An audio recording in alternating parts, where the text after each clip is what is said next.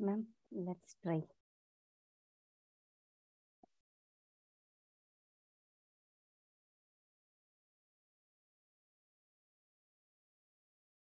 मैं स्टार्ट करूं?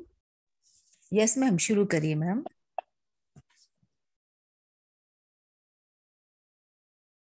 ब्रह्मर्षि पितामह पत्री जी को मेरी आत्मा प्रणाम। उमसी मास्टर को मेरी आत्मा प्रणाम। श्री कृष्ण परमात्मा को मेरे आत्मा प्रणाम। शिरडी साईं बाबा जी को मेरी आत्मा प्रणाम। ये अवसर देने वाले रेखा मैम और सबको मेरी हृदयपूर्वक आत्मा प्रणाम और धन्यवाद।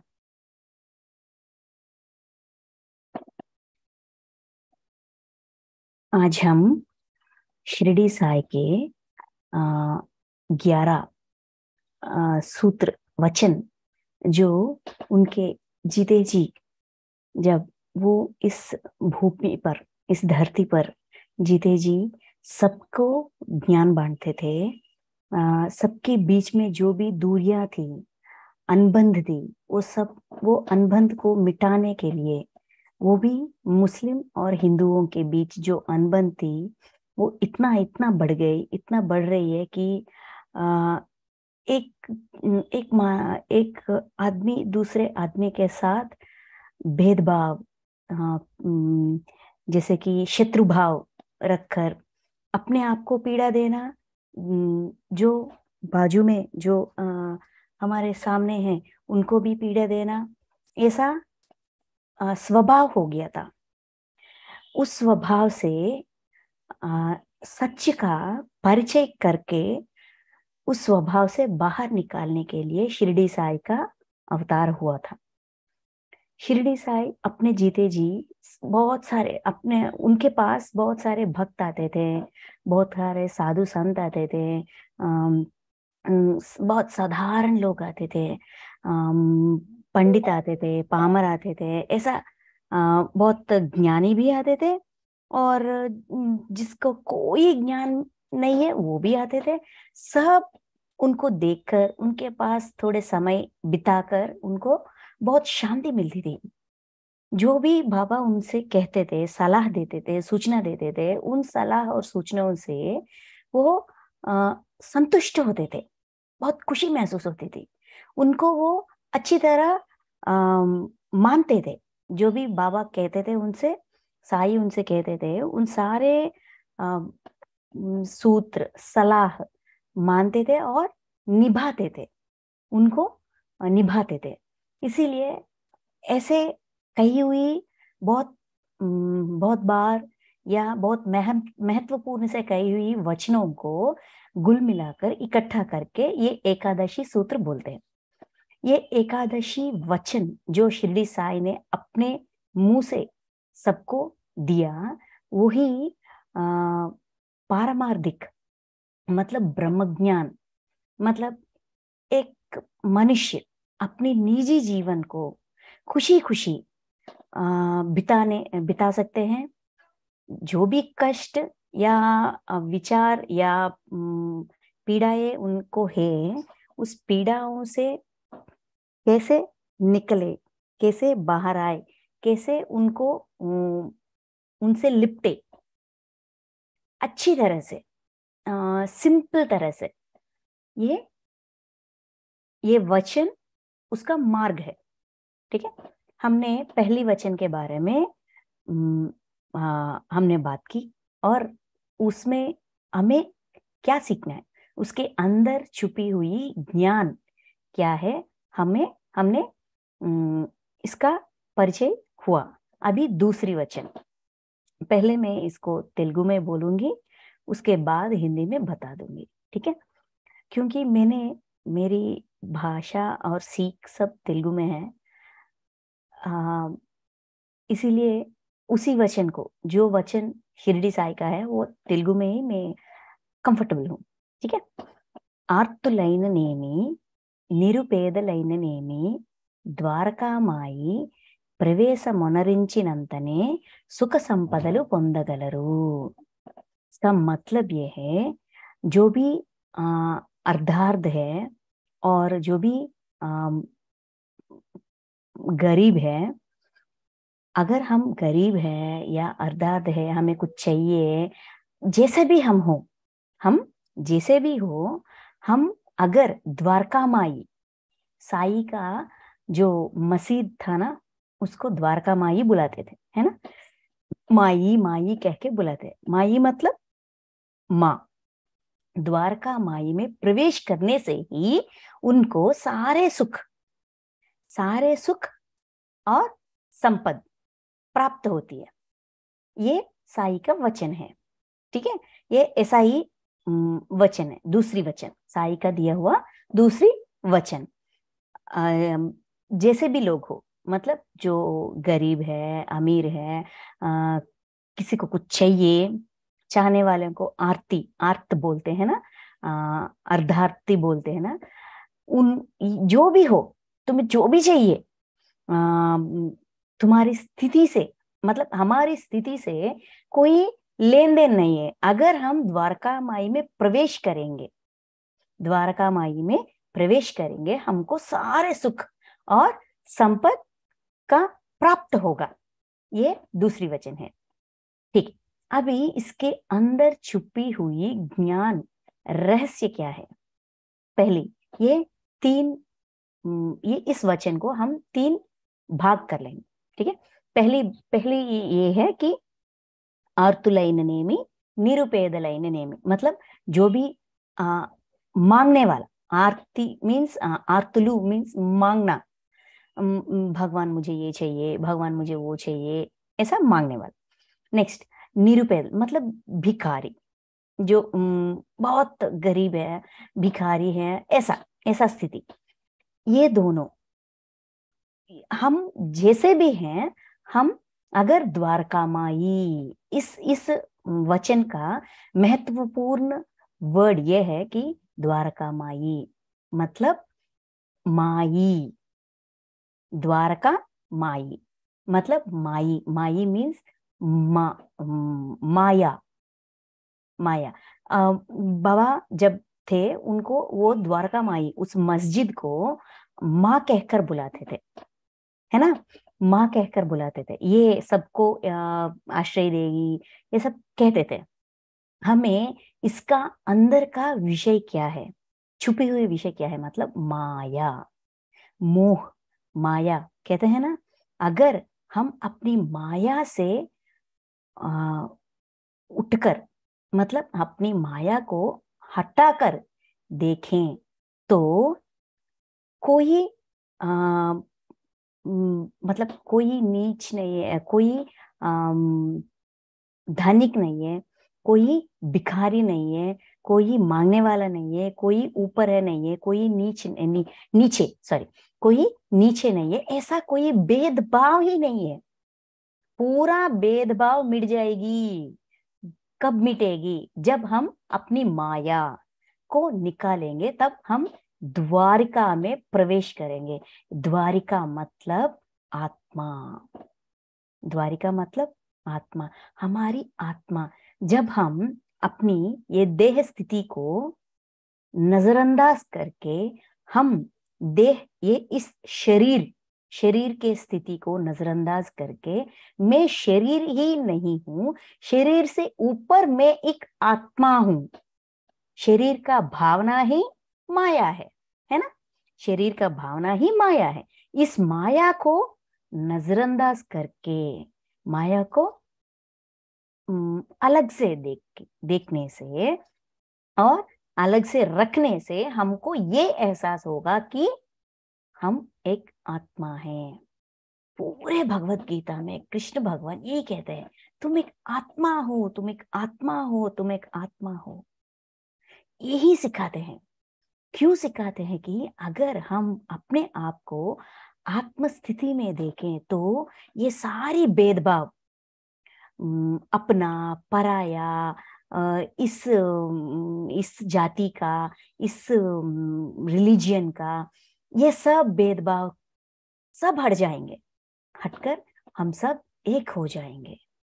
आत्मस्थिति में कुछ नहीं है, कोई भेदभाव नहीं है, समत्व भाव, हम सब एक है, ये भावना हमारी अंदर अच्छी तरह बैठ जाएगी। हमको पूरी एहसास हो जाएगा कि हम आत्मा हैं, ये शरीर तो अभी अभी आई हुई है, बस ये शरीर को हमने अभी लाए हुए हैं, क्योंकि हमने एक प्रण लिए थे ना, मुझे सीखना है, मुझे अनुभव ज्ञान प्राप्त करना है, परमात्मा मुझे सीखना है, मुझे अनुभव ज्ञान प्राप्त करना है, प्लीज परमात्मा मुझे एक परमिशन दो ना, मैं कारण लोक में जाऊंगी, अपने आप सीखूंगी। आपने बहुत सिखाया आत्मलोक में, मतलब महाकारण लोकों में, हमको आत्मस्थिति में, जब हम आत्मा के रूप में होते हैं ना, आत्मस्थिति में हमको बहुत सिखाते हैं, वो सब थ्योरी होता है ना। उस थ्योरी को कैसे समझाए, बुकिश नॉलेज कितना सच है, ये कैसा सिद्ध होगा जब हम प्रैक्टिकल्स करेंगे, है ना। इसीलिए मुझे अनुभव से ये ज्ञान प्राप्त करना है, अनुभव से ये सिद्ध करने का कि ये प्रेम का एहसास क्या होगा, शत्रुत्व का एहसास क्या होगा, घमंड क्या एहसास क्या होगा, क्या है गुस्से का एहसास क्या है, ये सब मुझे अपने आप प्राप्त करना है, अपने आप अनुभव करके सीखना है। ये हमारा इच्छा थी।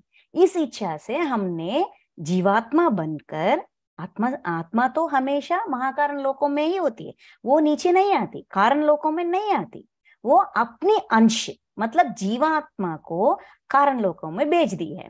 जीवात्मा जब कारण लोकों में आती है, परमात्मा उनके साथ शरीर, इंद्रिय और बुद्धि, मनस, मन, बुद्धि, मन, अहंकार, पंच ज्ञानेंद्र, पंच कर्मेंद्र, ये सब और गुण, ये सब मिलकर, ये सब टूल्स देकर बेचते हैं, है ना। ये सीखना है, मतलब ये क्या है, जीवात्मा बनकर, शरीर बनकर जब हम कारण लोकों में आते हैं, तभी ये भेदभाव हमारे मन में बैठ जाती है। ये मेरे कुल का नहीं है, ये मेरी जात का नहीं है, ये मेरी रिलीजन का नहीं है, ये सारे भेदभाव बैठ जाते हैं। जब इससे ऊपर उठकर, मतलब शरीर भाव या जीवात्मा, इस स्थिति से ऊपर उठकर जब हम अपने आप को अच्छी तरह पहचानते हैं, द्वारका माई, माया को बाजू में रखकर मैं आत्मा हूं, ये एहसास जब हमको होगी, तब हमें पूरा भेदभाव निकल जाएगा, हमारे मन से पूरा भेदभाव निकल जाएगा, और हमें ये एहसास होगा कि हम सब एक हैं, हम सब एक है। यही बोलते हैं समानत्व, समानत्व बोलते हैं, भगवत गीता में यही बोलते हैं, समबुद्धि, समबुद्धि, एवरीथिंग इज इक्वल, सब एक ही है। ये हमारा भ्रम है कि वो अलग, मैं अलग, ये अलग, वो अलग, उनसे बात करना चाहिए, इनसे बात नहीं करना चाहिए, इससे रिश्ता नहीं रखना चाहिए, इससे केवल शत्रुत्व के रिश्ता ही रखना चाहिए, स्नेह की रिश्ता नहीं रखना चाहिए। ये सारे भेदभाव हमसे मिट जाएगी, मिटना चाहिए। तो हमें ये याद रखना है, द्वारका माई में प्रवेश करना चाहिए, द्वारका माई, माया को निकालकर मैं आत्म पदार्थ हूं, ये हमें सिद्ध करना चाहिए। इस स्थिति में, ये पहले वचन में ये क्या था कि जीवन शिरडी प्रवेश, मतलब हम अपने अंदर प्रवेश करेंगे, तभी हमें हमारा सारे दुख का कारण हमको पता चलेगा कि ये सारे रिश्तेदार, ये सारे जन जो भी मुझे दर्द या दुख दे रहे हैं, ये सब मेरी फ्रेंड्स है, आत्मस्थिति में ये सारे मेरे फ्रेंड्स है। ये मैं क्यों उस असली वाली फ्रेंडशिप को पीछे रखकर ये नकली वाली, नाटक वाली रिश्तों को आगे रखकर मैं इतना दुख क्यों ले रही हूँ, इतना पीड़ा क्यों ले रही हूँ, ये एहसास हमको दिलाया पहली वचन में।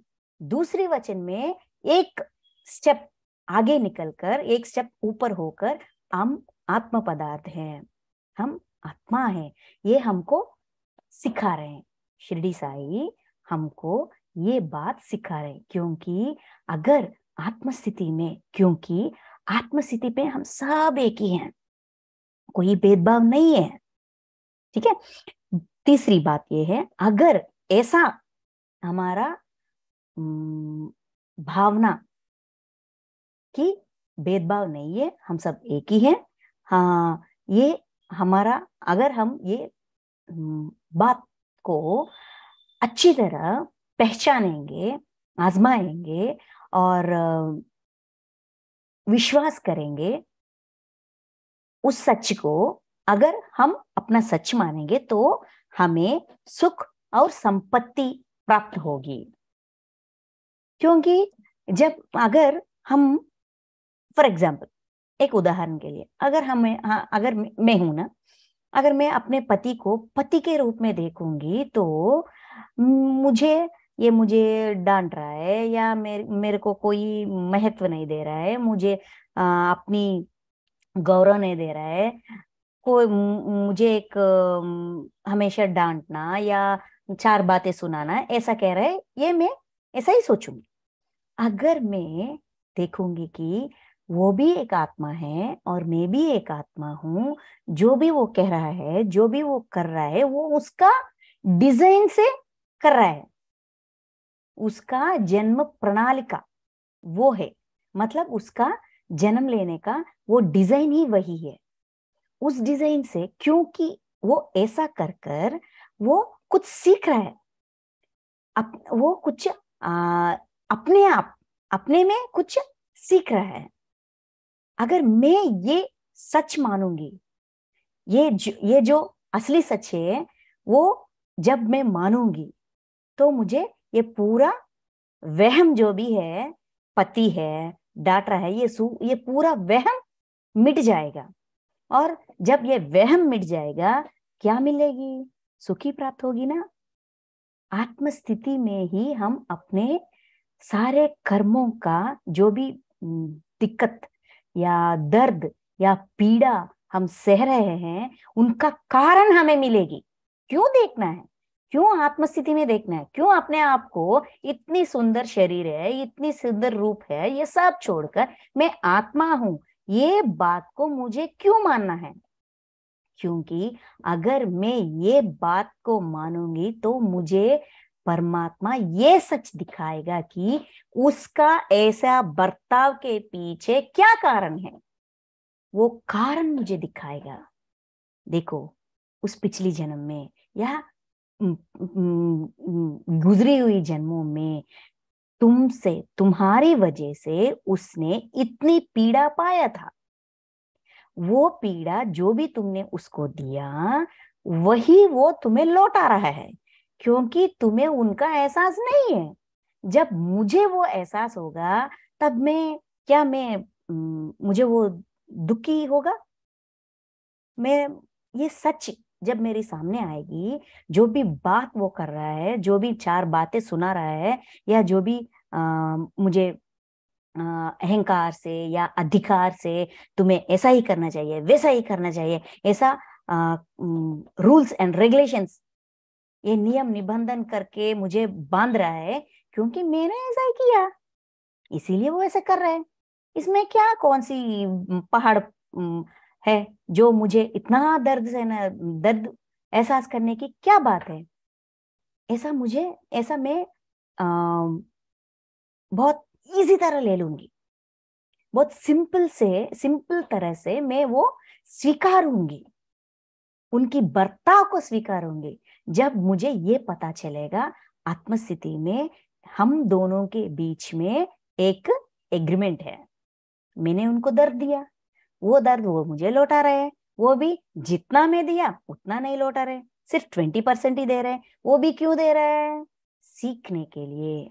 जो बात मैं उस जन्म में नहीं सीख पाई, उस बात इस जन्म में ये मेरे फ्रेंड होने के नाते मुझे सिखा रहे। सुखी हो गई ना, झट से सुखी मिल गई ना, सुख प्राप्त हुई ना। सुख प्राप्त करने से हमें जो भी हमारा जीवन जो है, तब तक ये नहीं है मेरे लाइफ में, वो नहीं है मेरे लाइफ में, ये खुशी नहीं है, वो खुशी नहीं है, ये सारे कंप्लेंट्स एकदम खत्म हो जाएंगे। क्योंकि उस जन्म में मेरे पास कुछ नहीं, लेकिन इस जन्म में सब कुछ है ना। आत्मस्थिति में जब हम अपने आप को स्वीकारेंगे कि मैं आत्म पदार्थ हूं, तब ये सारे जो भी दिक्कतें हैं ना, ये सब एक से एक एक करके हट जाते हैं। मतलब हमारी माया, जो भी माया एक थिक लेयर की तरह थी, वो पतला पतला पतला पतला सा होकर पूरी तरह से मिट जाए। जब माया मिट जाएगी, जो भी है वो सच है। जब सच हमारे सामने, विश्व का सच हमारे सामने है, तो कैसी दुख, कैसी दुविधा, कैसी बाधा, सब मिट गई। ये बात हमको साई अपनी दूसरी वचन में सिखा रहे हैं। मतलब ఆర్తి ఆర్తులైననేమి నిరుపేదలైననేమి ద్వారకామాయి ప్రవేశమునరించినంతనే సుఖ సంపదలు పొందగలరు। जो भी हमको मांग रहे हैं, मतलब भिखारी, मांगने वाले, जो भी सब जन एक ही है। जब वो द्वारका माई में प्रवेश करेंगे, द्वारका माई में प्रवेश करेंगे, सुख और संपत्ति का प्राप्त होगी। मतलब सारे मानव, सारे शरीरधारी, सारे मानव एक ही है। हम शरीर रूप में, हम देह स्थिति में देखेंगे तो अलग अलग दिखेगी, हमें अलग अलग भेदभाव से देखेंगे। लेकिन जब हम शरीर से ऊपर उठकर हम एक आत्मा है, ये सच, सच विश्व का सच, जब हम इस सच को एहसास में, हमारी पूरी एहसास से मानेंगे, तब हमको ये सिद्ध होगा कि हम आत्मा है। आत्मा है, ये पता चलेगा कि वो क्यों हमको दर्द दे रहा है। हमारी जो भी दर्द है, ये तो एक उदाहरण है। ऑफिस है, हम जहाँ काम करते हैं, वहां बॉस होते हैं, वो बॉस हमको डांटते हैं, सारे जन के बीच हमको ये टास्क देते हैं, ये अभी कंप्लीट करना चाहिए, ये ऐसा ही करना चाहिए, सारे टास्क देते हैं हमको, बहुत चिड़चिड़ी होती है, ये सब होती है। अगर हम उस समय ये सच, जो भी वचन शिरडी साई ने हमको बताया, उस वचन को हम एक बार याद करेंगे, तो हमको ये सिद्ध होगा कि मैंने कभी कोई जन्म में इसके साथ ऐसे बर्ताव किया था, इसीलिए वो मेरे साथ ऐसा बर्ताव कर रहा है। समझ गए? तो मुझे ये सीखना है, ये लेसन लर्निंग सीखना है कि अगर बॉस होने से अपना अधिकार किसी ऊपर चलाएंगे, उनका अधिकार के साथ हम बर्ताव करेंगे, उनको बहुत दर्द होगा। वो काम करेगा, लेकिन कोसते करेगा, हमको कोसते, हम पर गुस्सा करके, चिड़चिड़ी होके करेगा। ये ऐसा रिश्ता कभी भी कोई रिलेशन में अच्छा नहीं है। हमको सुख नहीं है उस क्षण, उस समय, काम करते समय हम सुखी सुखी करेंगे या दुखी दुखी करेंगे। हम सुख होने के लिए ही जन्म लेके आए थे ना, इसलिए सुख होकर के काम करने के लिए एक महत्वपूर्ण चिटका सॉल्यूशन ये है कि हम अपने आप को आत्मस्थिति में रखकर, सारे हमारे आजू बाजू में जो भी घटनाएं घट रही है, जो भी संघटनाएं घट रही है, ये सबको उस नजरिया से देखें, तो हम सुख प्राप्त कर सकते हैं। ऐसा ही शिरडी साई के सच्चरित्र में एक इंसिडेंट होता है। वो 16 और 17 चैप्टर है, सारे बुक्स में, सच्चरित्र में होता। एक वो शॉर्ट में मैं कह देती हूँ। एक धनी, मतलब बहुत पैसा वाला, एक बहुत पैसा वाला था, उनके पास बच्चे, अच्छा सा व्यापार, पैसा, गाड़ियां, सब कुछ, मतलब जो भी वो उनको चाहिए, एक मनुष्य को निजी जीवन में जो भी चाहिए वो सब उनके पास है। ठीक है। वो अपने फ्रेंड, वो किसी आजू बाजू में सारे लोग तब साई का बहुत अच्छा प्रचार हो रहा था। शिरडी साई जो भी मांगते हैं देते हैं, जिनको जो चाहिए वो देते हैं, ऐसा प्रचार हो रहा था। इस धनी ने सुना शिरडी साई किसको जो भी किसी ने कुछ पूछा तो साई दे दिया। इसको क्या चाहिए था, मेरे पास ये है वो है वो है, हाँ ठीक है सब कुछ है मेरे पास, मुझे ब्रह्म ज्ञान चाहिए। इच्छा थी उसके फ्रेंड के साथ। ये बात उन्होंने शेयर किया। उस फ्रेंड ने बोला कि तुम तो इतनी क्या लोभी, मतलब क्या बोलते हैं हिंदी में, माइजर माइजर। माइजर को क्या बोलते हैं याद नहीं आ रहा है। माइजर हो तुमको, कैसे तुम्हें ब्रह्म ज्ञान कैसे प्राप्त होगा, ये तो नामुमकिन है। ये बोल रहा था। नहीं नहीं नहीं नहीं, साई जो भी जो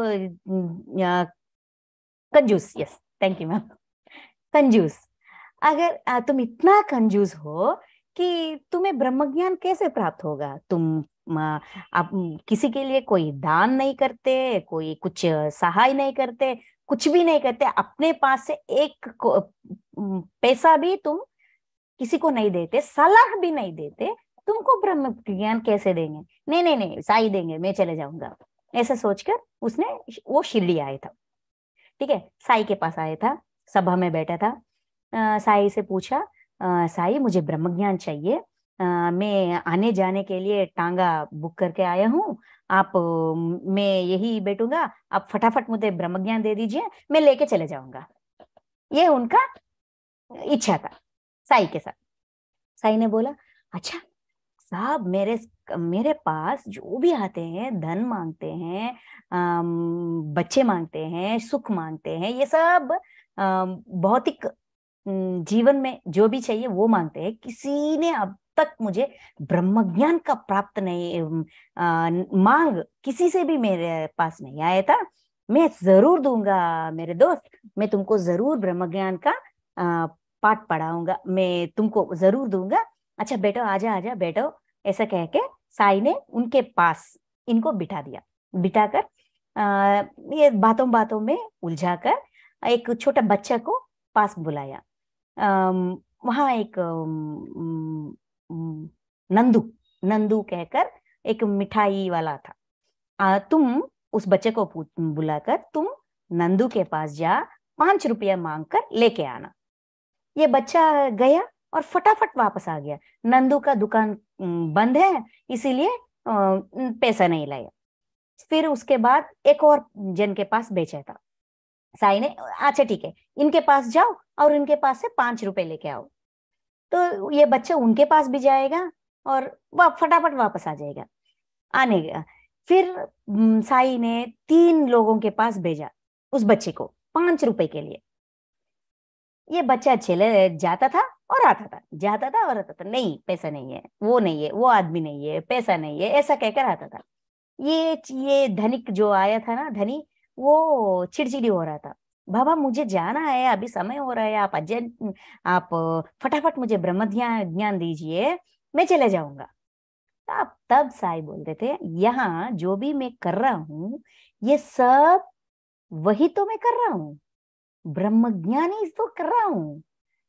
तुम्हारे पास 5 रुपयों का एक पूरी दस्ता है, लेकिन मैं पैसों के लिए बेच रहा हूं, तुम्हें इतना भी नहीं लगा कि मेरे पास है ना, मैं दे दूंगा, यहाँ ये काम फटाफट हो जाएगा और मुझे जो भी प्राप्त करना है मैं प्राप्त करूंगा।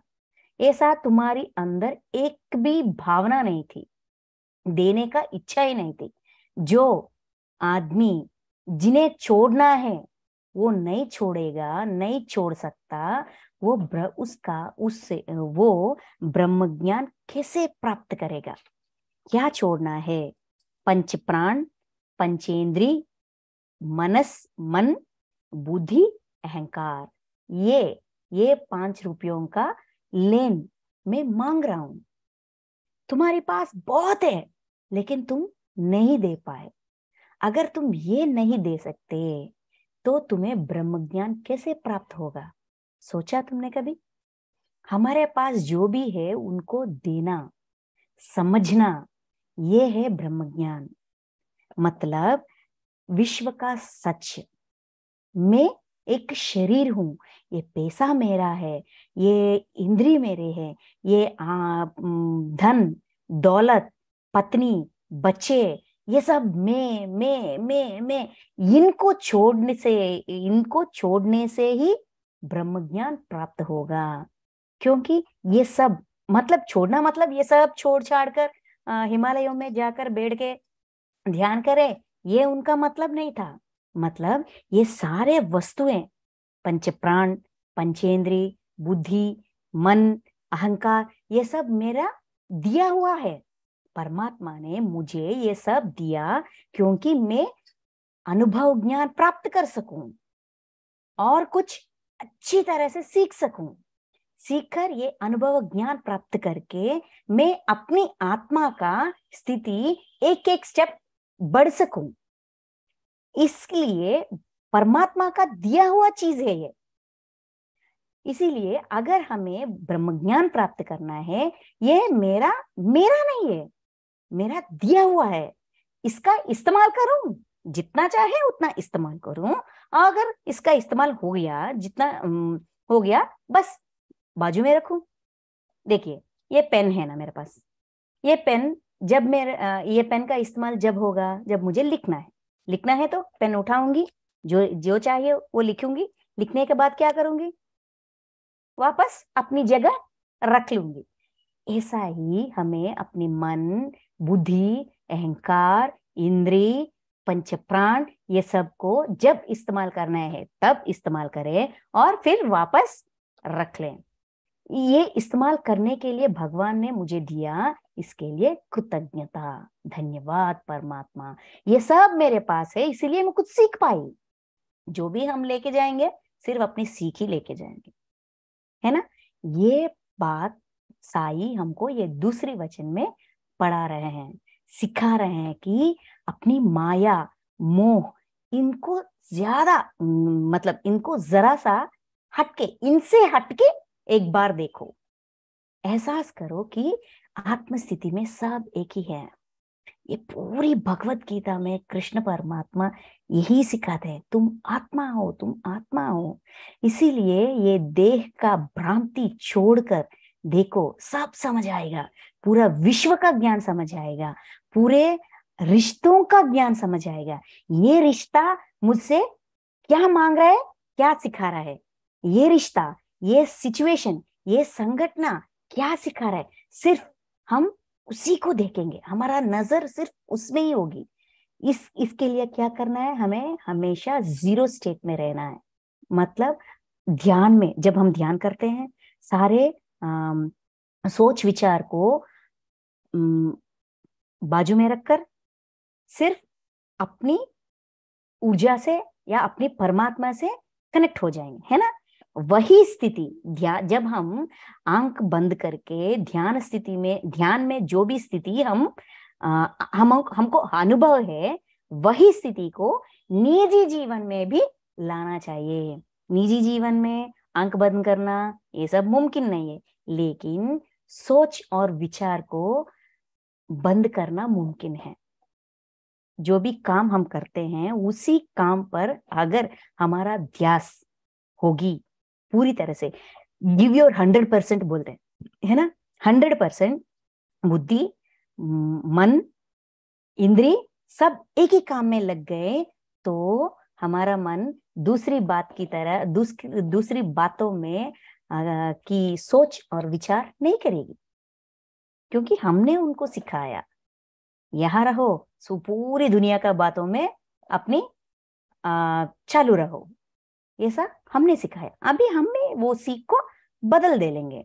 बदल कर नहीं नहीं, जो भी काम हम कर रहे हैं उस पर ही ध्यान देना, उसी के बारे में सोचना। ऐसा जब हम करेंगे, ये सोच विचार को ऐसा, अगर हम हमारे मन को ऐसा ट्रेनिंग हम देंगे तो वो जो भी काम हम कर रहे हैं उसी पे उसका ध्यान रहेगी। अगर वहां उनका कोई काम नहीं है तो वो निश्चल रहेगी, जीरो स्टेट। पत्री सर बोलते हैं ना, हमेशा जीरो स्टेट में रहना। जब हम जीरो स्टेट में रहेंगे, विश्व से आए हुए सारे संदेश को हम पकड़ पाएंगे। हमारी आत्मा जो भी हर संदेश हमको दे रहा है वो भी पकड़ पाएंगे। खुली आंखों से जो भी आदमी हमारे सामने आएगा, ये क्यों आया है, ये क्या सिखाने के लिए आया है, कर्म ऋण से आया है या सीखने के लिए परमात्मा के रूप से आया है, कुछ ज्ञान देने आया है या धैर्य देने आया है, ये हमको पता चल जाएगा। संदेश आ जाएगी, संदेश को हम पहचान पाएंगे। हमेशा संदेश देंगे, हमारी आत्मा देगी, मास्टर्स देंगे, परमात्मा देंगे, सब हमको।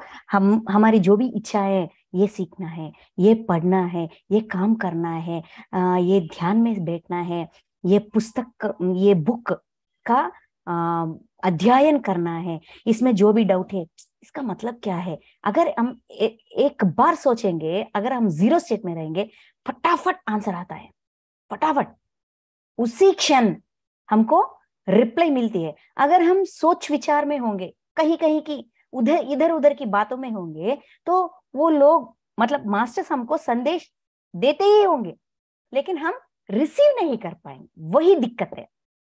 इसीलिए माय को बाजू में रखकर आत्म स्थिति में रहना की मतलब है जीरो स्टेट में रहना, मतलब सोच विचार को जीरो करना। कैसा करेंगे? ये एक दिन में या एक क्षण में होने वाली बात नहीं है, क्योंकि इतनी जन्मों से हमने हमारे मन को ऐसा ट्रेनिंग दिया कि इधर उधर की बातों ही हमको अच्छा लगे, है ना। अभी हम अपने मन को छोटे बच्चे की तरह ये समझाए कि इधर उधर की बातों का बहुत हो गया, अभी तो नहीं चाहिए, इधर उधर की बातें से मजा नहीं आ रहा है। अभी हम ना जो भी परमात्मा बोल रहे हैं, जो भी हमारे आजू बाजू रहने वाले मास्टर्स बोल रहे हैं, जो भी संदेश हमें मिल रहा है, ये संदेश को सुनना है। अभी सुनना है। बहुत बातें कर लिया, मन मन के अंदर ही बहुत बातें कर लिया। अभी मन से बातों को सुनना है। कौन से बातें हैं? जो भी मास्टर्स, विश्वात्मा, परमात्मा, हमारी आत्मा, हमारी आजू बाजू में रिश्तेदारों के आत्मा जो भी हमसे बोल रहे हैं, उन्हें सुनना है उसी क्षण में। अभी एक बड़ा सा, फॉर एग्जाम्पल, बड़ा सा कपड़ा हो रहा है घर में, युद्ध छोटा, मतलब ये हो, तुम वो हो, तुम ये वाला बहुत बड़ा युद्ध हो रहा है। उस युद्ध में अगर हमें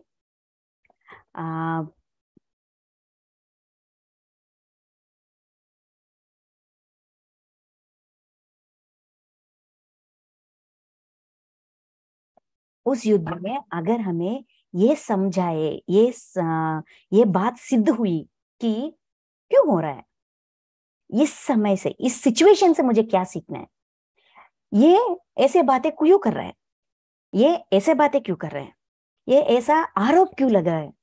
अगर हम ऐसा सोचें, इसने इतनी बात मुझे मेरे से इतना बड़ा बात कह दिया, ऐसे सोचेंगे तो हमारा कनेक्शन कट हो जाएगा। जो भी संदेश हमें दे रहे हैं ना, वो संदेश हमारे तक पहुंचने से पहले ही हम कट जाएंगे, कट कर लेंगे उनको। अगर ऐसा नहीं, इसका मतलब क्या है, कभी मैंने कुछ किया इनको, मुझसे किसी भी तरह ऐसा आरोप दोष मैंने दिया, अगर हम ये जीरो स्टेट में रहकर इसका कारण क्या है सोचेंगे, तो हमको ये समझ आ जाएगा, हमारी समझ में आएगा कि ये कारण है। मैंने कभी पिछले कल में किसी और के साथ ऐसा बर्ताव किया, ये आदमी मेरे सामने रहकर मुझे उसका रिएक्शन दे रहा है, इस रिएक्शन उसकी वजह है। अच्छा, समझ गए, सॉरी। तुरंत हम ये कह सकेंगे कि आई एम सॉरी। किससे? जो भी पिछले वाले जन्मों में हमसे ये दुख प्राप्त हुआ, ये सिचुएशन हमने उनको दिया, उनको सॉरी कह पाएंगे। और यहाँ इस सिचुएशन को कोई रिएक्शन, विदाउट एनी रिएक्शन हम मौन रहेंगे। ऐसे हॉट हॉट सिचुएशन में मौन रहना इतना आसान बात नहीं है, लेकिन उसे आसान कर सकते हैं, बन सकते हैं, बना सकते हैं। ये इतना अच्छा ज्ञान इस दूसरी वचन, शिरडी साई का दूसरी वचन में छुपा हुआ है। Thank you friends, thank you so much. अगर कुछ समझ नहीं आई तो पूछ लीजिए ना। Thank you ma'am, Rekha ma'am, thank you so much for this opportunity.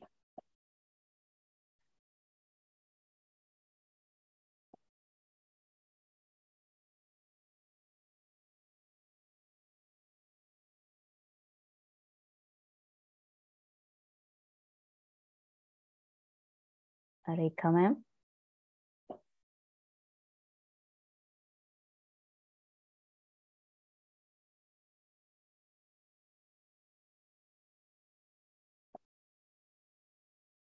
Rekha ma'am नहीं है। प्रणाम। प्रणाम मैम। और मैम ये पूछ रहे थे कि ये क्लासेस इसी टाइम पर होते हैं या कोई